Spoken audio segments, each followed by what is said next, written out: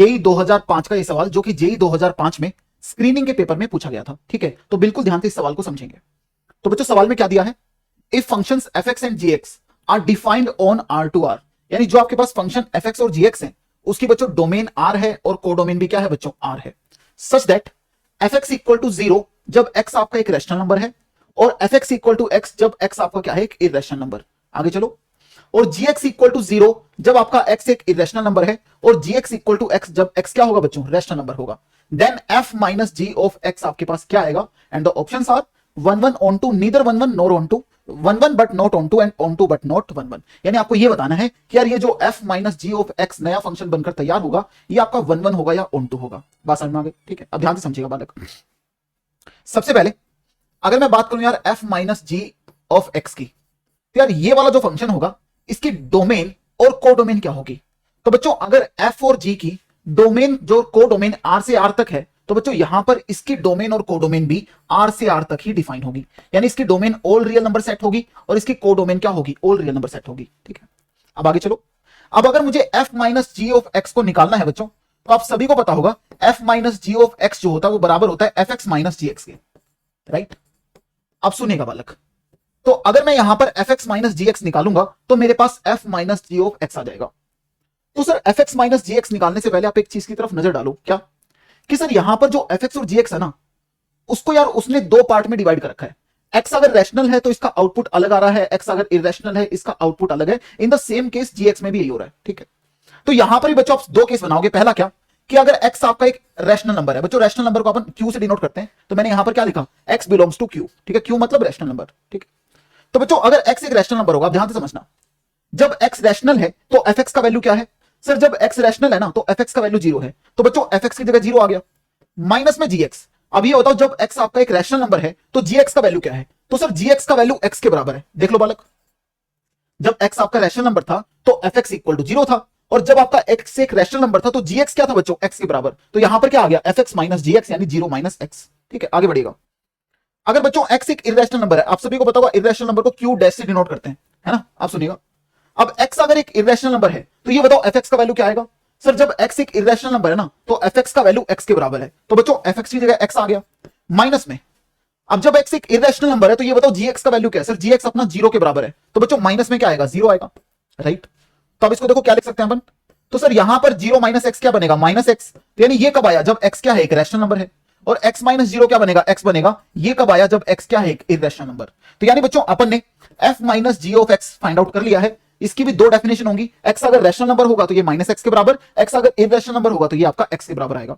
और बच्चों f minus ji of x कहां से कहां डिफाइन होगा, तो सर ये r से r में ही डिफाइन होगा, यानी ये होगी इसकी डोमेन और ये होगी इसकी कोडोमेन। ठीक है, तो अब अपने को कमेंट करना है इसके 1 1 ऑन टू पे, क्या ये 1 1 है या नहीं है, ये ऑन टू होगा या नहीं होगा। ठीक है, अब सुनिएगा, तो सर पहले अपन 1 1 चेक करते हैं। अब बच्चों ध्यान से देखो, तो यार 1 1 चेक करने के बहुत सारे तरीके होते हैं, ठीक है ना। जिन बच्चों ने मेरी वीडियोस देखी होंगी उन्होंने सारे मेथड देखे होंगे, या आप किसी भी कोचिंग या किसी भी स्कूल में पढ़ते हैं तो वहां पर 1 1 को चेक करने के डिफरेंट डिफरेंट मेथड पढ़ाए जाते हैं। ठीक है, तो बच्चों एक होता है थियोरेटिकल मेथड, आप सभी ने देखा होगा थियोरेटिकल मेथड क्या होता है कि यार अगर हमें किसी फंक्शन fx को चेक करना है कि वो 1 1 होगा या नहीं होगा, तो आप क्या करो, आप fx1 बराबर fx2 कर दो, आप लिख दो fx1 बराबर fx2 और इसको सोल्व कर लो। इसको क्या कर लो सोल्व करने के बाद अगर आपको ओनली एक ही सॉल्यूशन मिले that is x1 equal to x2, अगर आपको ओनली यही सॉल्यूशन मिले तो उस केस में बच्चों वो 1 1 होगा, अदरवाइज नहीं होगा। उस केस में वो आपका 1 1 फंक्शन कहलाएगा, अदरवाइज नहीं कहलाएगा। अगर हमें इसके अलावा और कोई सॉल्यूशन भी मिल जाता, मान लिया ऐसा कोई सॉल्यूशन मिल जाता कि x1 into x2 equal to 1, यानी दो सॉल्यूशन अगर मिल जाते तो उस केस में बच्चों ये 1 1 नहीं कहलाता, उस केस में क्या कहलाता मैनी 1 कहलाता। बात समझ में आ गई? ठीक है, तो बच्चों अब इस अप्रोच से मैं यहां पर चेक करूंगा कि ये 1 1 होगा नहीं होगा। अब ध्यान से समझिएगा, तो बच्चों यहां पर जो आपका फंक्शन है ना, फंक्शन आपका f minus ji of X है, ये बच्चों आपका फंक्शन है। बात समझ में आ गई? अब मुझे चेक करना है इसको कि यार ये 1 1 होगा या नहीं होगा। अब ध्यान से समझो, अब सर यहां पर डिफरेंट डिफरेंट केसेस बनेंगे। आप ऐसा नहीं है डायरेक्टली आप लिख दो कि f minus G x1 equal to f minus G x2।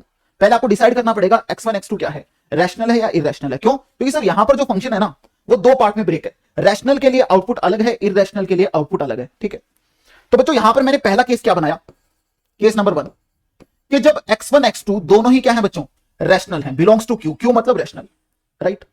तो अब सुनिएगा ध्यान से, इस वाली अप्रोच से मैं जा रहा हूं थियोरेटिकल अप्रोच से। तो बच्चों अपन क्या करते थे, f minus ji of x1 बराबर क्या लिखेंगे, f minus ji of x2, यही लिखेंगे ना बालक, ठीक है। क्योंकि अगर फंक्शन fx होता था तो अपन क्या लिखते थे, fx1 बराबर fx2, फिर उसको सोल्व करेंगे, सोल्व करने के बाद अगर यही सॉल्यूशन आता है ओनली तो ये 1 1 है, इसके अलावा और भी कोई सॉल्यूशन आ जाए तो वो क्या है, मैनी 1 है, ठीक है। अब बच्चों ये बताओ x1 x2 अगर रैशनल है, अब ध्यान से समझना, तो ये बताओ f minus ji of x1 का वैल्यू क्या आएगा। तो sir f minus ji of x1 का वैल्यू किसके बराबर होगा, अगर एक रैशनल नंबर आपने इनपुट दिया तो सर अगर इनपुट एक रैशनल नंबर है तो आउटपुट मेरे पास क्या आ रहा है, माइनस x आ रहा है, तो कैन बी से दैट इसका जो आंसर आएगा वो आएगा माइनस ऑफ इनपुट बच्चों x1 है तो यहां पर x1 आएगा। सिमिलरली यहां पर हमें क्या निकालना है, f minus ji of x2। अब सुनो ध्यान से, sir f minus ji of x2 मुझे निकालना है। अब ये बताओ x2 भी अपन ने क्या माना है, रैशनल, तो सर जब भी रैशनल इनपुट आएगा इसका आउटपुट क्या आएगा, माइनस x के बराबर, तो ये मेरा क्या हो जाएगा सर, ये हो जाएगा माइनस ऑफ x2, ठीक है। अब देखो दोनों साइड माइनस से माइनस कटा तो यहां से x1 इक्वल टू क्या आ गया, x2 के बराबर। तो क्या आपको ओनली एक ही सॉल्यूशन मिला, सर बिल्कुल। यानी जब अपन इसको सोल्व किया तो मुझे ओनली एक ही सॉल्यूशन मिला, x1 इक्वल टू x2। इसका मतलब इस वाले केस में तो अपन इसको 1 1 बोल सकते हैं, यानी अकॉर्डिंग टू दिस केस ये 1 1 होगा। बट बच्चों अभी आप कंफर्म पूरे फंक्शन को 1 1 नहीं बोल सकते, आपको सारे केसेस में चेक करना पड़ेगा। अगर किसी भी एक केस में फॉलो नहीं कर रहा तो वो पूरा फंक्शन बच्चों 1 1 नहीं होगा। बात समझ में आ गई। यानी sir according to this case ये 1 1 है, अगर अगले वाले केस से ये 1 1 नहीं हुआ तो पूरा फंक्शन क्या कहलाएगा, सिर्फ पूरा फंक्शन 1 1 नहीं कहलाएगा, उस केस में मैनी 1 बोलेंगे इसको, ठीक है। तो अब बच्चों केस नंबर 2 पे आ जाओ। तो केस नंबर 2 क्या है सर, केस नंबर 2 ये ले लेते हैं कि दोनों जो नंबर है ना x1 x2 दोनों अपने पास इररेशनल नंबर है, बिलोंग्स टू q डैश, ठीक है। तो फिर वही कॉन्सेप्ट लगाओ, f minus ji of x1 equal to f minus ji of x2, ठीक है। अब बच्चों ये बताओ f minus ji of x1 क्या होगा, सर यहां पर x1 क्या है, इररेशनल नंबर है, तो जब भी इररेशनल नंबर आप पुट करोगे तो ये आउटपुट क्या दे रहा है, x के बराबर दे रहा है, ठीक है। तो बच्चों यहां पर मेरा जो आउटपुट है ना वो x1 ही आ जाएगा। सिमिलरली x2 भी क्या है, इररेशनल है, तो इररेशनल के केस में वो आउटपुट आपका x के बराबर ही दे रहा है, तो बच्चों ये आपका x2 ही बन जाएगा। तो क्या यहां से भी आपको एक single solution x1 equal to x2 मिला, सर बिल्कुल। तो जब भी आपने को ओनली एक सॉल्यूशन मिले जो कि x1 बराबर x2 है तो उस केस में वो क्या होता है, 1 1। तो sir according to second case ये 1 1 होगा, सेकंड केस के अकॉर्डिंग भी, ठीक है। बट अभी फाइनल नहीं है भाई ये 1 1 होगा कि नहीं होगा, जितने केसेस पॉसिबल है ना सब में 1 1 होना चाहिए। अगर किसी एक में भी नहीं हुआ तो वो पूरा फंक्शन मैनी 1 कहलाएगा, ठीक है ना। अब आगे सुनो, तो सर केस नंबर 3 में क्या सिनेरियो होगा, केस नंबर 3 में बच्चों सिनेरियो ये होगा, मान लिया मैंने एक तो रैशनल है यानी x1 तो मैंने रैशनल ले लिया और x2 मैंने इररेशनल ले लिया, ये सिनेरियो ले लिया। अब आप बोलोगे सर अगर मैं x2 को रैशनल और इसको इररेशनल ले लो, भाई सेम बात है, या तो इसको रैशनल इसको इररेशनल बोल दो या इसको रैशनल ले लो इसको इररेशनल ले लो, बात सेम है, ठीक है। आप सुनिएगा, तो यहां पर भी बच्चों same scenario, f minus ji of x1 equal to f minus ji of x2, ठीक है। अब ये बताओ बालक x1 क्या है, एक रैशनल, तो जब भी रैशनल नंबर इसके अंदर इनपुट जाएगा तो ये हमें आउटपुट क्या दे रहा है, सर ये हमें आउटपुट माइनस x के बराबर दे रहा है, ठीक है। तो इस वाले केस में तो आउटपुट माइनस x1 आएगा। अब जल्दबाजी में इसको माइनस x2 मत लिख देना, तो बच्चों चेक करो यहां पर x2 को क्या माना है, इररेशनल, तो जब भी f माइनस जी के अंदर एक इररेशनल इनपुट जाएगा तो वो हमें आउटपुट x के बराबर ही दे रहा है, तो बच्चों इसका जो आउटपुट आएगा ना वो सेम x2 आ जाएगा। समझे कि नहीं समझे, ठीक है। अब सुनिएगा सर माइनस x1 को उस साइड लेके गए तो क्या हो जाएगा, x1 plus x2 right side में बचेगा 0। तो सर यहां तो दिक्कत हो गई, क्या दिक्कत, तो सर आपने ये बोला था कि जब अपन fx1 इक्वल टू fx2 को सोल्व करेंगे तो हमें एक सिंगल सॉल्यूशन मिलना चाहिए और वो सॉल्यूशन क्या होना चाहिए, x1 इक्वल टू x2। ऐसा नहीं कोई और सॉल्यूशन हो जाए, नहीं, सॉल्यूशन हमें एक मिलना चाहिए और वो सॉल्यूशन इसके बराबर होना चाहिए। तो सर यहां पर तो हमें अलग सॉल्यूशन मिल गया, ऑल्दो एक सिंगल सॉल्यूशन मिला है बट वो सॉल्यूशन क्या है, x1 plus x2 equal to 0, यानी x1 इक्वल टू x2 वाला सॉल्यूशन हमें नहीं मिला। तो सर इसका मतलब तो ये मैनी 1 हुआ, यानी पूरा फंक्शन मैनी 1 कहलाएगा। मेरे भाई थोड़ा सा दिमाग से काम ले, कैसे, यहां पर ये बता x1 x2 तूने क्या माने, सर x1 एक रैशनल नंबर माना है और x2 क्या है, एक इररेशनल नंबर। तो कभी भी एक रैशनल और इररेशनल नंबर का सम, एक रैशनल और इररेशनल का नंबर का सम कभी 0 हो सकता है क्या, छोटी क्लासेस में पढ़ा होगा ना, कभी भी बच्चों एक रैशनल और इररेशनल नंबर का सम 0 नहीं आ सकता।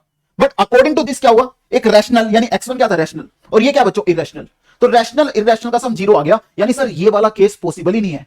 अगर मैं ये वाला केस लूंगा ना तो रैशनल इररेशनल का सम क्या आ जाएगा, 0। तो बच्चों रैशनल इररेशनल का सम कभी भी 0 के बराबर नहीं हो सकता, ठीक है। तो इसका मतलब केस 3 आपका पॉसिबल ही नहीं होगा, नॉट पॉसिबल।